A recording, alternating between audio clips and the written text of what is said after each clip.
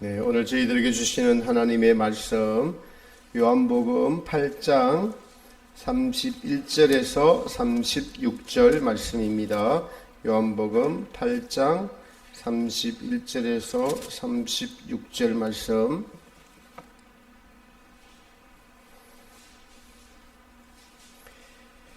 요한복음 8장 31절에서 36절 제가 봉독해 올리도록 하겠습니다. 그러므로 예수님께서 자기를 믿은 유대인들에게 이르시되 너희가 내 말에 거하면 참 내 제자가 되고 진리를 알지니 진리가 너희를 자유케 하리라. 저희가 대답하되 우리가 아브라함의 자손이라 남의 종이 된 적이 없거늘 어찌하여 우리가 자유케 되리라 하느냐. 예수님께서 대답하시되 진실로 진실로 너희에게 이르노니 죄를 범하는 자마다 죄의 종이라.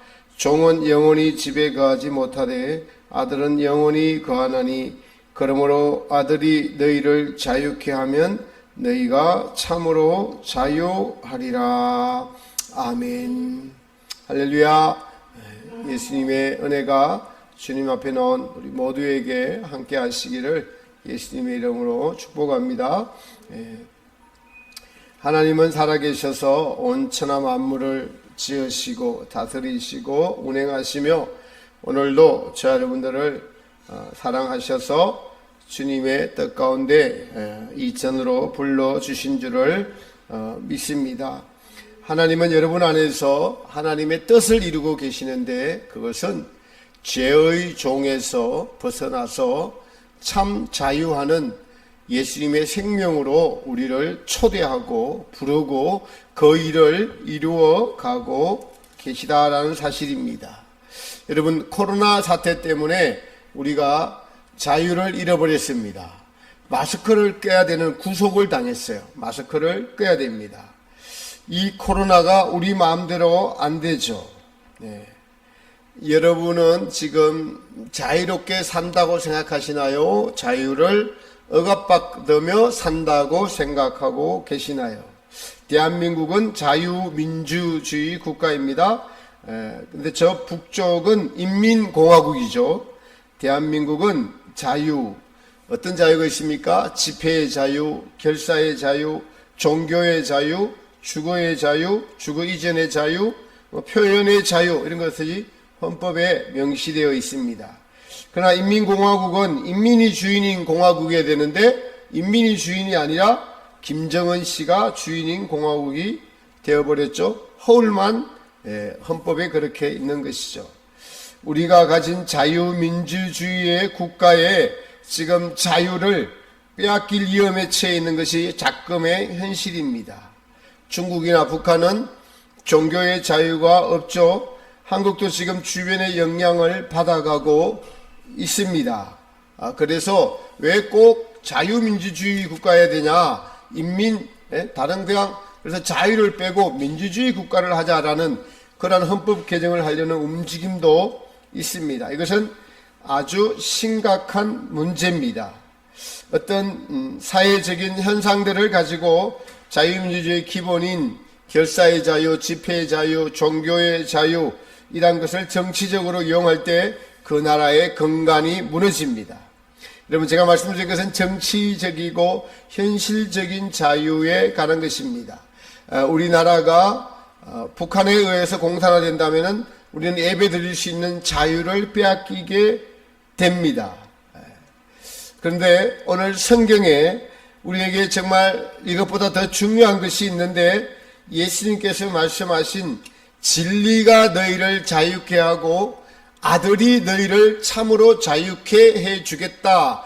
예수님이 너희를 자유케 해주겠다라는 이 말씀에 대해서 같이 말씀을 나누며 은혜를 받고자 합니다. 여러분은 진리로 자유한다는 뜻이 무엇인지 알고 계십니까? 여러분은 진리로 자유하고 계십니까?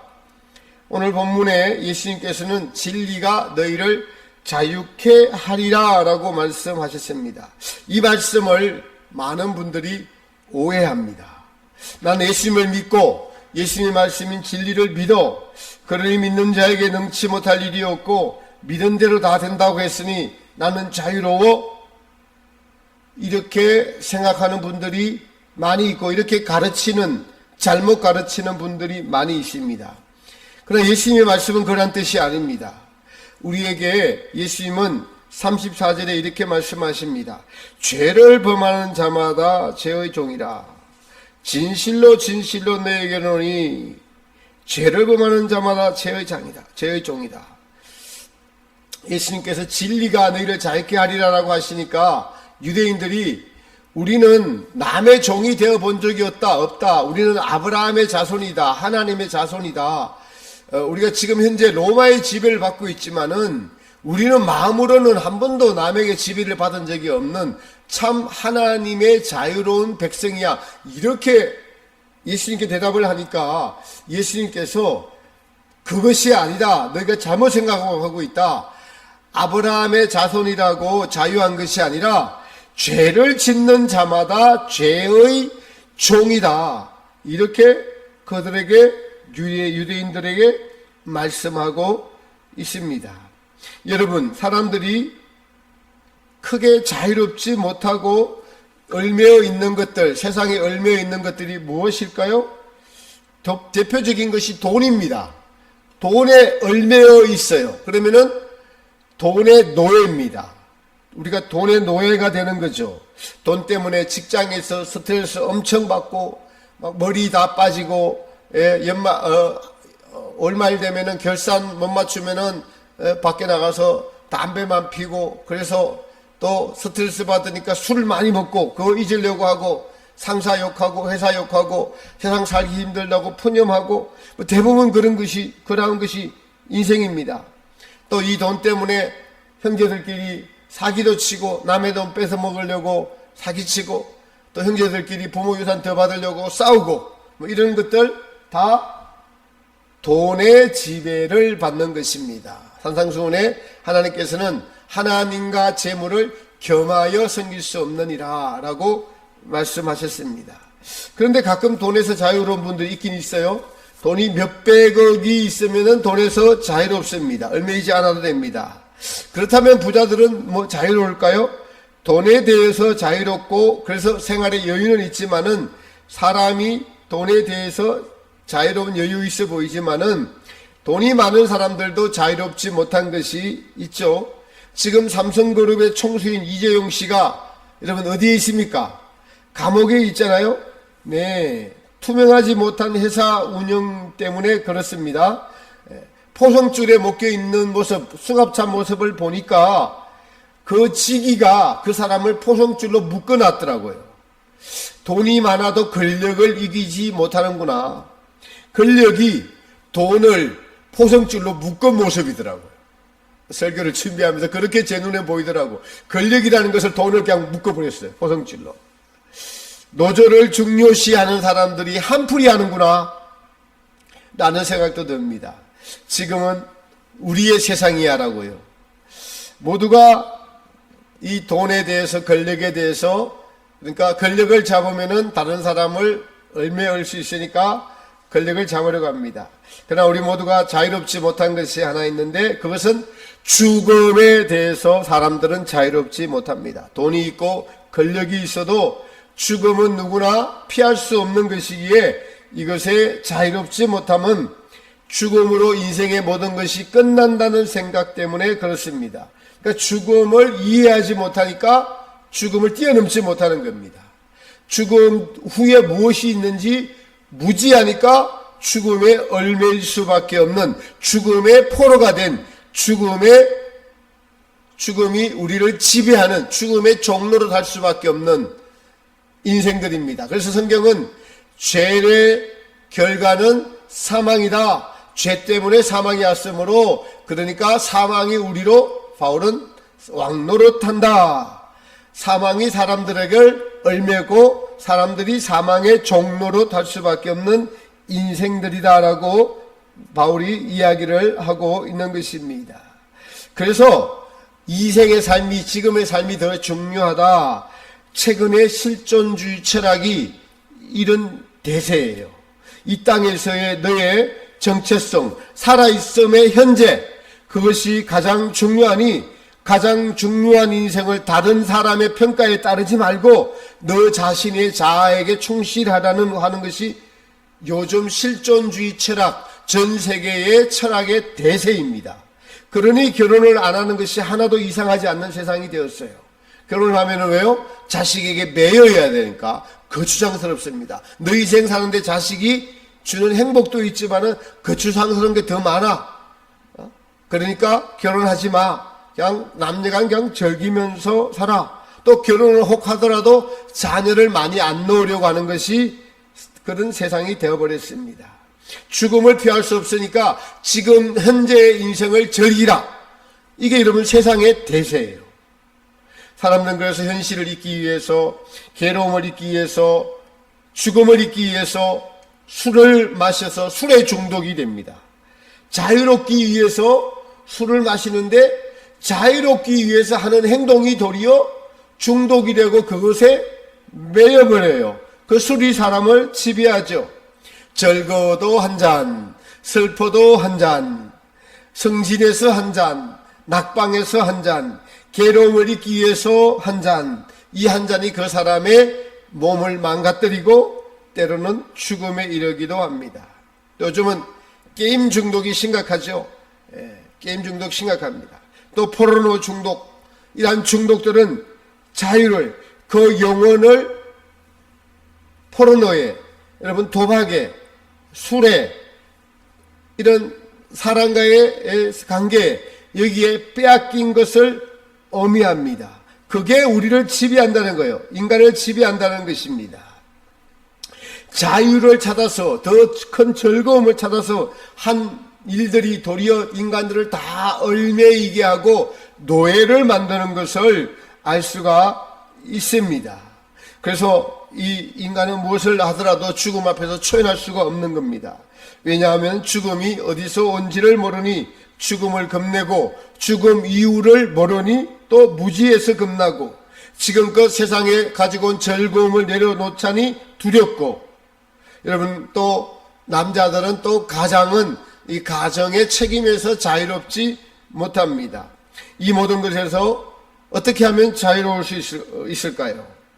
돈에서 해방되려면은 하나는 세상에 죽을 때까지 쓸 수 없는 돈을 버는 것.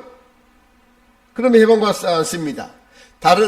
그거는 극소수만 가능한 일이고, 다른 한 가지 방법은 세상을 사랑하지 않으면 돈에서 자유롭습니다. 술 중독에서 해방되려면 술을 끊어야 됩니다. 술을 좋아하는 것을 그런 장소와 그런 모임에 가서는 안 됩니다. 환경 자체를 만들지 않아야 되죠. 이런 모든 중독이 다 어지를 필요로 합니다. 오늘 우리가 읽은 이 본문의 배경은 지금 진리가 너희를 자유케 하리라, 죄를 범하는 자마다 죄의 종이다 라고 예수님이 지금 오늘 중간을 읽었는데, 시작은 어디서 하느냐? 가늠하는 여자, 8장 앞구절에 보면은 유대인들이 예수님을 고소하려고 가늠하다가 현장에서 잡혀온 여인을 예수님 앞에 끌고 옵니다. 그래서 예수님을 시험해서 이 여자를 돌로 치라고 하면서 하나님 이 예수님을 시험하는 것이죠. 두 가지 사실을 알 수 있습니다. 사도 요한이 이것을 적을 때 이 죄의 쌩쌩함, 죄의 살아있음, 이걸 지금 그것을 보여주고자 하는 겁니다. 죄는 살아있다. 죄가 살아있는 것을 예수님께 가지고 와서 예수님을 시험해서 넘어지려게 하려고 합니다. 그래서 돌로 치라고, 같이 돌로 치라고 하면은 예수님의 죄인을 구속하러 온 사역이 이루어지지 못해요.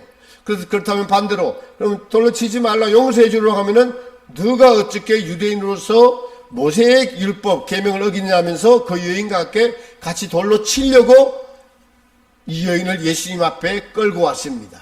예수님께서 그들에게 지혜로운 대답을 하시죠. 너희 중에 죄 없는 자가 먼저 돌로 치라라고 하니까 모든 유대인들이 한 명씩 물러가고 나중에는 제자들도 다 물러가고 예수님과 그 여인만 남게 됩니다. 예수님이 그 여인을 향해서 이렇게 말씀하십니다. 나도 너를 정죄치 아니하노니 가서 다시는 죄를 범치 말라라고 하십니다. 그리고 예수님께서 다시 유대인들을 만나서 자기를 믿는, 지금은 그 유대인이 아니라 다른 유대인들입니다. 오늘 본문 31절에 보니까 자기를 믿은 유대인들, 예수님을 따르는 유대인들을 만나서 누구든지 죄를 범하면은 죄의 종이다라고 말씀하십니다. 앞에 말씀드린 여러분, 돈에서 자유롭지 못한 것, 술에서 자유롭지 못한 것, 가장의 무게, 세상의 어려움에 뒤처질까봐 염려하는 것, 무한한 경쟁 사회에서의 낙오자, 실패자, 이러한 세상에서 앞서 나가야 된다고 하는 이러한 우리의 마인드, 이러한 가치, 이러한 것들이 사람을 얽매이게 하고 경쟁하게 하고 우리의 마음속에 가득 차 있습니다. 이 모든 것이 다 인간의 죄로부터 온 것이고, 이것이 우리를 지배하는 인생의 가치가 아니라면 우리는 예수님을 믿는다고 하지만은 죄의 종이다라는, 죄의 종이 될 수밖에 없다는 사실입니다. 이 죄는 여러분 무섭습니다.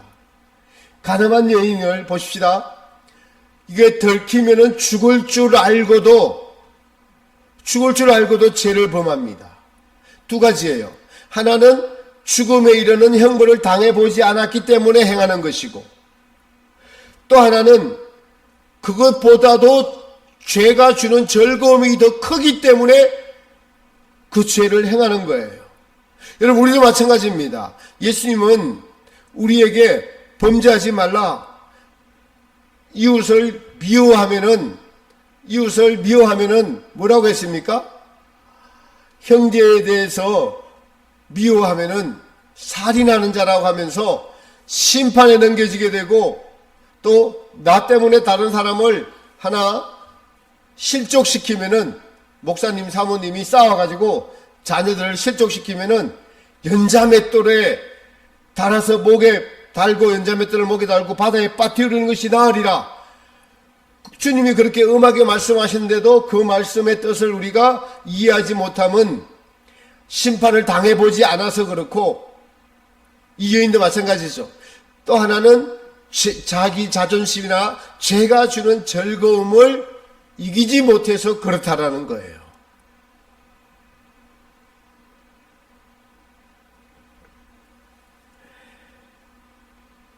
그렇습니다. 이 여인, 가늠한 여인이 예수님 앞에 붙들려 나오기까지 죄에 빠져 있는 그 모습은, 사실은 사도 요한이 우리에게 이렇게 적어 놓은 이유는 우리의 모습이 가늠한 여인의 모습과 같다라는 거예요. 죄를 이기지 못하여 공고하고 무기력해져 있고, 또 하나님의 말씀을 두려움으로 받지 못하여서 그 현실을 모르는데, 이제 여인에게는 심판이 다가온 거예요. 가늠하다 현장에 잡혀왔으니까 어떻게 됩니까? 돌에 맞아 죽을 심판이 다가왔는데 예수님께서 나타나셔서 내가 너를 용서한다, 이 죄에서 자유롭게 놓여라. 이 말은 죄를 짓지, 다시는 간음죄를 짓지 말라라고 말씀하시는 겁니다. 그래서 예수님이 자유롭게 놓아주는데 조건이 있어요. 죄를 짓지 말아야 계속 자유롭게 될 것이다. 죄를 지으면 또 죄의 종이 될 것이다. 이렇게 말씀하고 계십니다. 여러분, 오늘 주님께서 그래서 진리가 너희를 자유케 하리라, 아들이 너희를 자유케 하리라, 이 말씀은 어떤 의미일까요? 어떻게 하면 우리가 자유로울 수 있을까요? 오늘 본문에 보니까 예수님께서 이렇게 말씀하십니다. 31절에 너희가 내 말에 거하면 참 내 제자가 되고, 제자가 되라고 말씀하십니다. 제자가 되라. 어떤 교수님이 쓴 책에 이 요한복음의 앞장에 이제 6장의 말씀입니다. 오병이어의 기적을 가리켜서 하시는 그 책과 설교에서 예수님을 만나러 온 군중이 배가 굶주렸을 때에 주님은 오병이어의 기적으로 그 군중을 먹이시죠. 대부분의 군중은 돌아가고 약삭빠른 유대인 몇 명이 예수님을 쫓아와서 예수님과 대화를 나눕니다. 예수님은 너희가 나를 찾는 까닭은 표적을 본 것이 아니라 이 떡 때문에 왔다라고 말씀하시면서 영적인 떡에 대해서 말씀하십니다. 인자의 피와 인자의 살을 먹지 않고는, 마시지 않고는 너희 속에 생명이 있을 수 없느니라. 그러니까 이 말씀을 들은 유대인들이 이 말씀은 어렵도다라고 돌아가 버립니다. 예수님께서 제자들에게 너희도 돌아가려니라고 물으니까 베드로가 주여 영생의 말씀이 계시오니 우리가 어디로 가리까? 라고 말씀하십니다. 그러면서 예수님은 이 제자들에게 자기를 버리고 주님을 쫓은 것으로 천국에서 12지파의 장이 될 것이다 라고 예언하십니다. 여러분 그렇습니다. 예수님을 믿는다고 하면서도 이 세상의 떡을 찾는 것이 목적이라면 군중입니다. 제자가 될 수 없어요. 오늘날 목사라고 하고 선교사라고 하면서도 예수님 믿어서 떡을 얻으려 한다면 그분들은 제자가 아니고 군중인 셈이죠. 오늘 제가 오전에 우리 아이들을 모시고 오고 또 우리 집사님을 차에 태시고 오시는데 밑에 1층에 페인트 하시는 분이 장로님이세요. 그리고 그 부인은 거기 같이 장로님 하면서 사역자였어요. 전도사님이었어요. 근데 이분들이 교회를 안 나가신 지가 오래됐어요. 시험에 들어서 교회를 안 나간 지 오래됐습니다. 제가 오늘 그런데 왜 우리 말 하냐니까 오늘 여기서 페인트 도구를 꺼내서 바로 옆에 가게에 지금 일을 하고 계세요. 이분들이 평상시는 지금 수원의 어떤 교회에 공사하는 데 가서 평상시는 일을 하고 이제 여기 부탁을 받으니까 시간이 안 되니까 주일날 오전에 가서 지금 일하고 계시더라고요. 그래서 말씀을 드려야 되나. 사모님 되시는 분이 교회 위에 물을 떠러 왔어요. 네.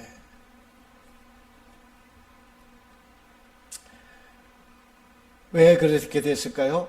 시험에 들어서 그렇게 된 거죠. 장로님이고 또 사역자였는데 교회가 갈라지면서 시험에 들었다고 하시더라고요. 근데 왜 시험에 들었어요? 오늘 말씀해 보니까 내 말이 그 안에, 예수님의 말씀이 그 안에 거하지 못했기 때문에 시험에 드는 겁니다. 예수님의 말씀이 그 안에 있으면은 시험에 들지 않아요. 시험이 오더라도 물리칠 수 있는 힘이 내 말이 너희 안에 거하면, 여러분 목사라고 하고 선교사라고 하면서도 또 장로라고 하고 여러분 그렇게 주님의 일을 충성하면서도 세상의 떡을 찾는 것이 목적이라면 군중입니다.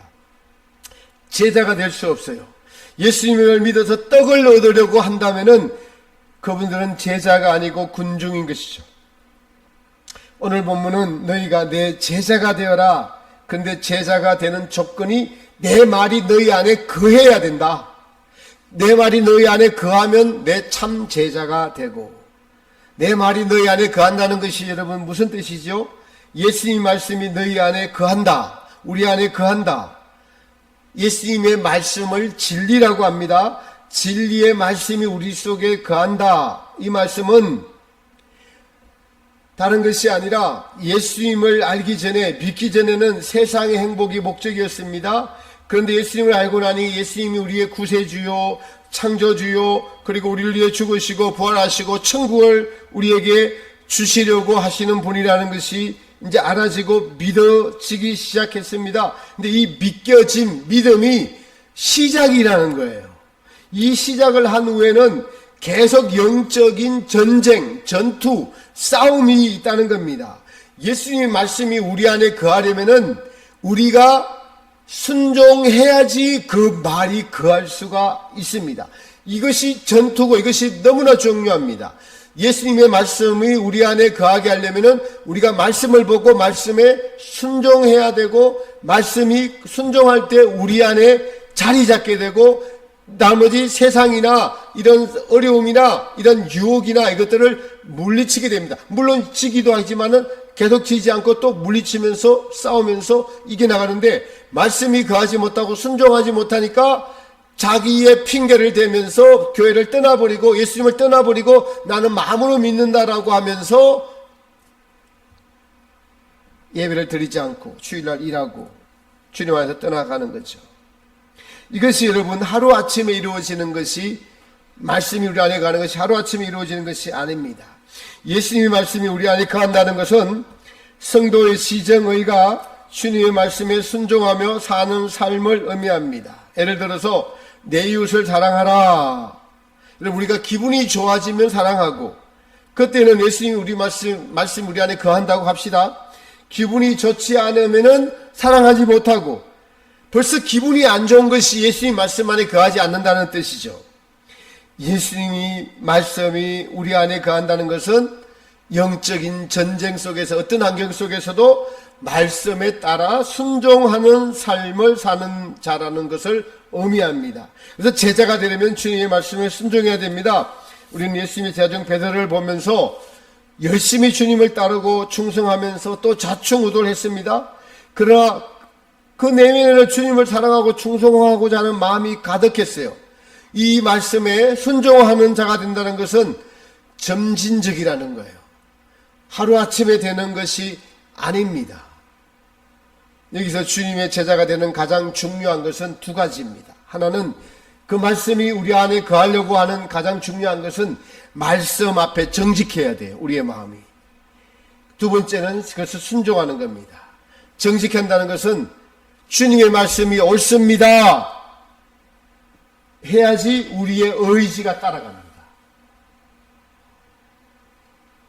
주님의 말씀이 우리 안에 거하려면 어떻게 해야 된다고요? 하나님의 말씀을 많이 읽고 말씀 앞에 정직해야 된다고요.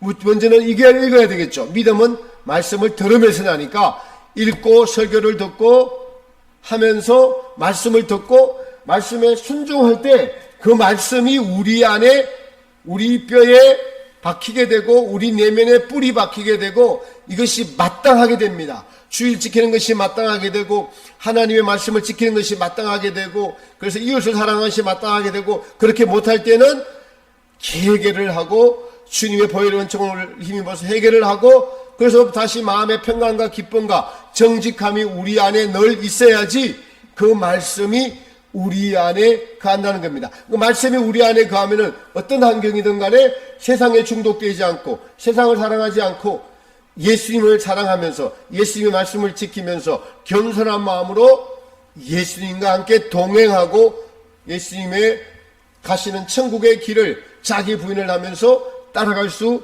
있다라는 사실입니다. 제가 지난주에 연단받은 자유의지에 대해서 말씀드렸습니다. 성도들이 광야를 통과해 가면서 성도들의 인격과 의지가 주님의 말씀에 순종하면서 연단받은 자유의지는 주님의 말씀에 언제 어디선지 순종하는 의지로 바뀌어 가게 되는 겁니다. 이게 연단을 받아야지 그렇게 된다는 거예요. 이 방법으로 주님은 우리를 구원의 완성으로 이끌어가고 계십니다. 자, 오늘 본문 다시 돌아가서, 그래서 주의 말씀이 우리 안에 거하면 참 내 제자가 되고, 말씀에 순종하는 것은 예수님을 주인으로 모시고 사는 것을 의미합니다. 이 예수님께서는 우리로 죄에서 자유케 하려고 오셨습니다. 예수님의 말씀이 우리 안에 거하고 예수님이 주인이 된다는 것은 세상의 죄로부터 우리를 지키시고 우리를 보호하시고 우리를 죄에서 자유케 하신다는 것을 의미합니다. 여러분, 죄가 무엇입니까? 죄는 자신이 주인이 되어서 주인을 몰라본 것이 죄예요. 자신이 세상의 주인이 되어서, 내가 내 자신의 주인이 되어서 내 만족을 위해서 살아가는 모든 것들이 죄입니다. 죄는 하나님에게서 떨어져 내 혼자 살아보겠다고 하는 것이 죄의 시작, 아담의 죄입니다. 하나님 앞에서 독립선언에서 혼자 자유롭게 산다고 하는 것이 마귀의 유혹을 받아들인 아담의 죄입니다. 이러한 하나님에게서 떨어져 나간 죄인들을 구원하러 오신 주님께서는 가늠하다가 현장에서 붙잡힌 여인에게, 죄가 팔팔하게 살아있는 이 여인에게 내가 정죄하러 온 것이 아니라 너를 용서하러 왔어. 나도 너를 용서해. 그러나 가서 다시는 죄의 노예가 다시 또 되지 말라라고 경고하면서 보내십니다. 여러분, 진리가 너희를 자유케 한다라는 뜻은 죄에 매여서 죄의 종이 된 인간들을 주님이 주인이 되셔서 다시 창조주와 피조물의 관계로 원상회복시키는 것, 집 나간 탕자가 돌아와서 아버지의 아들이 되는 관계로 다시 회복시키는 것을 의미합니다.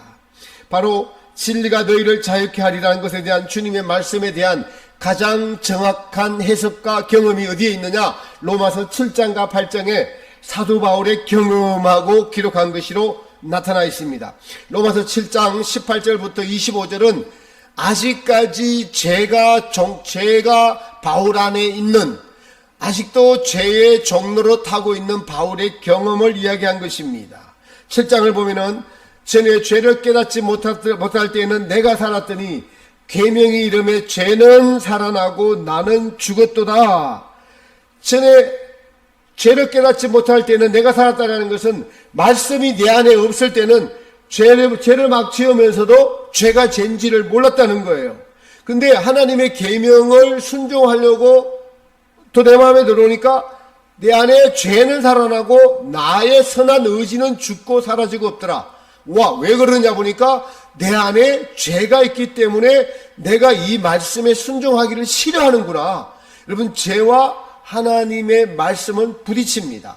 죄를 사랑하는 마음과 우리 안에 계신 성령님의 마음은 계속 영적인 전투를 하고 있는 거예요. 그러니까 이 전투를 하다 보니까 계명이 이러니까 이웃을 사랑하라, 원수를 사랑하라 하는데 예수께서 내가 왜 원수를 사랑해야 됩니까? 저 인간이 나한테 어떻게 했는데 라고 하면서 말씀을 실천하기 싫어하는 죄가 살아나고 원수를 사랑하는 이 의지가 사라져 버리는 것을 말하고 있는 겁니다.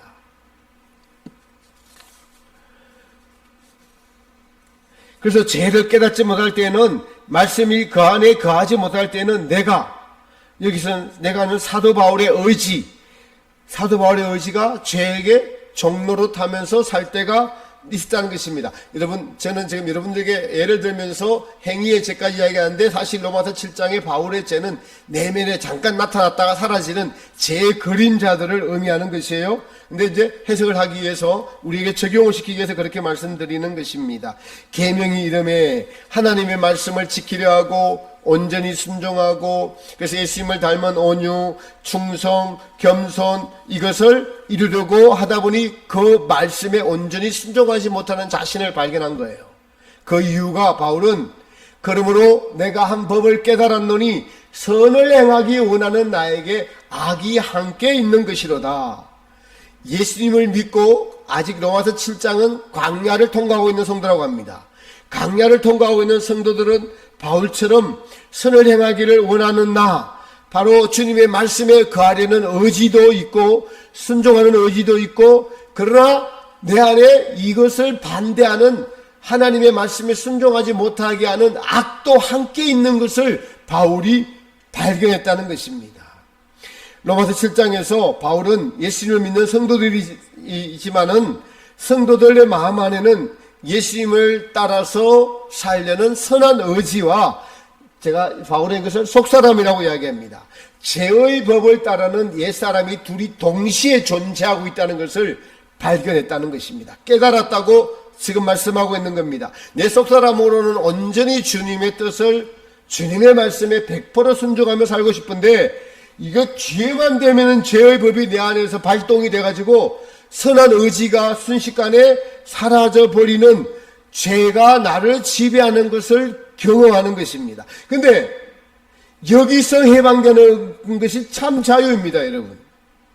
죄의 법은 내가 나를 위해 사는 모든 것이 죄에게 속한 것이고, 우리의 속사람은 주님을 주인으로 모시고 하나님을 위해서 그리고 이웃을 위해서 사는 모든 것이라고 할 수가 있겠습니다.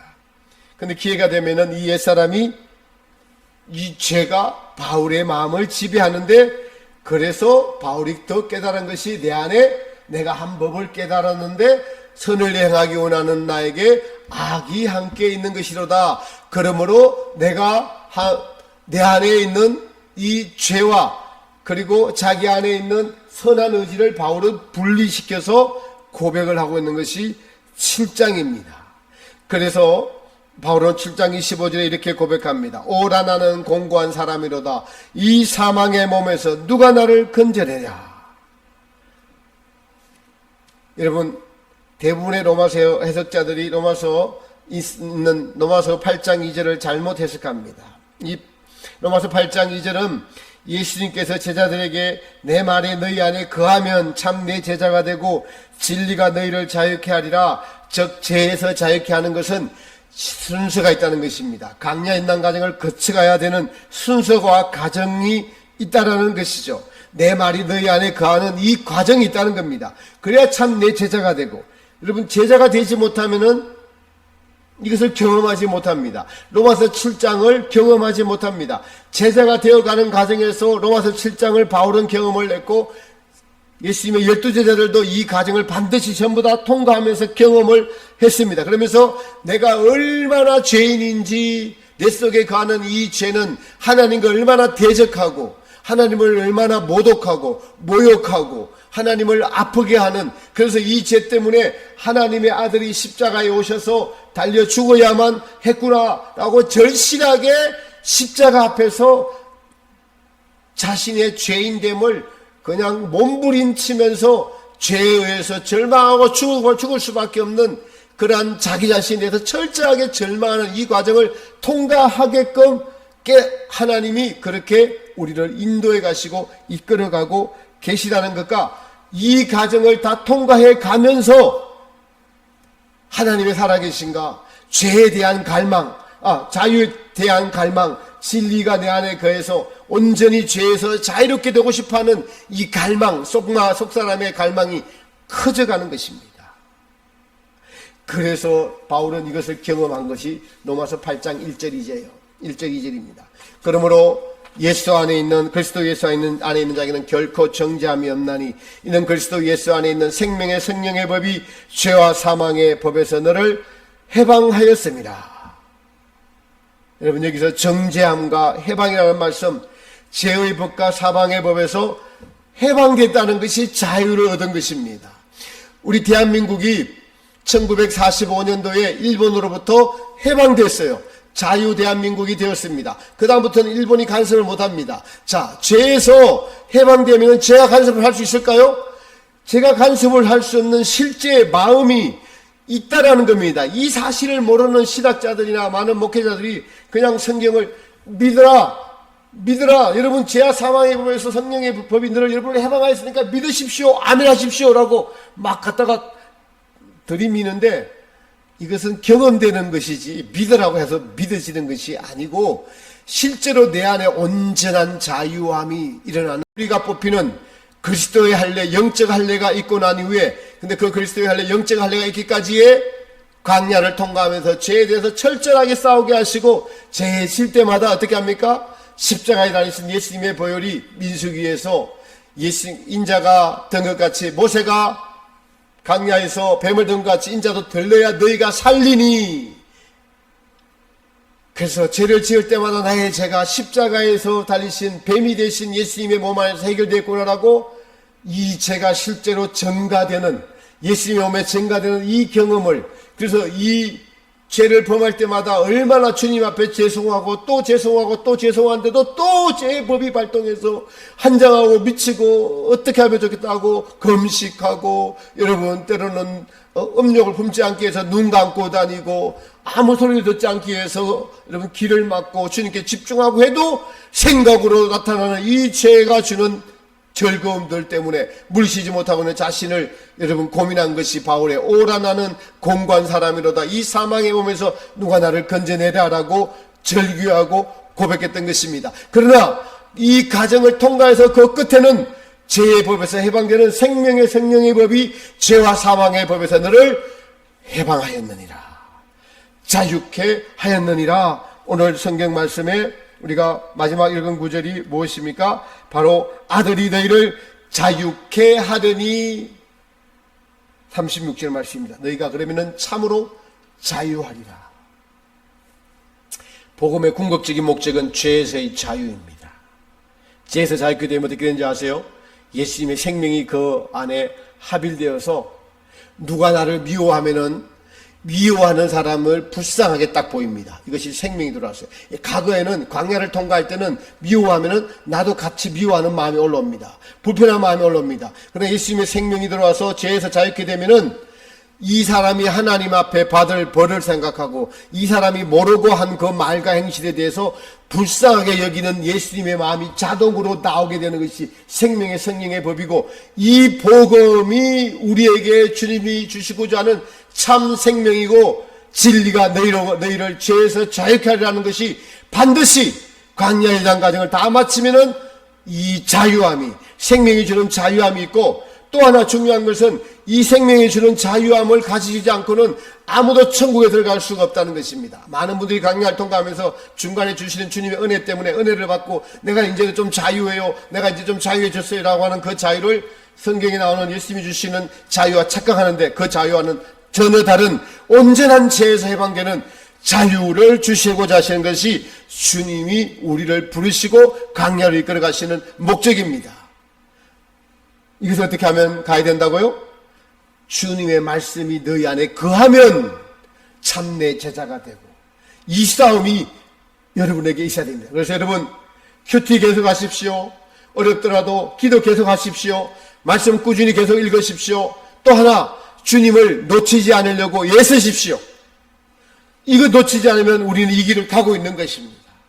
근데 말씀을 놓치면 어떻게 됩니까? 말씀을 놓치고 여러분 게임에 중독되면 어떻게 돼요?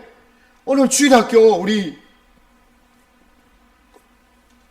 우혁이가 매일 게임을 하고 와서 여기 와서는 막 예배 드리는 게 엉망이고 막 엎드려 있고 막 선생님에게 반항하고 하는데, 이제 우리가 떠난다고 하니까 정신이 좀 들어왔는지 오늘 오면서부터 그 게임을 안 하고 와서 말씀을 집중해서 잘 들어요. 그래서 내가 갈 때 이야기했어요. 우혁아, 너 게임을 집중할 때 예수님 말씀이 마음에 안 들어오지?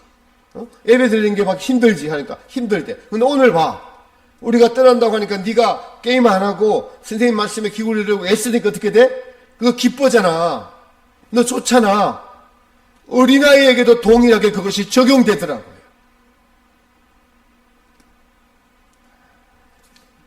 게임하면 게임의 종이에요. 죄의 종입니다. 그것을 모르고도 버리지 못하는 우리의 미련한 인생들이죠. 어떻게 됩니까? 하나님 우리에게 인생의 기회를 주시면 참아주시는 하나님의 뜻입니다. 사랑하는 성도 여러분, 성경은 사실입니다. 이 사실이 저 여러분 안에 늘 사실이 되려면 하나님 앞에 마음이 정직하고 순종해야 됩니다. 하나님 앞에 정직하고 말씀에 순종하는 자 여러분 되셔서 진리가 너희를 이렇게 자유케 된다, 이 말씀이 여러분 안과 저 안에 이루어지는 그러한 삶의 체험이 날마다 있기를 주님의 이름으로 축복합니다.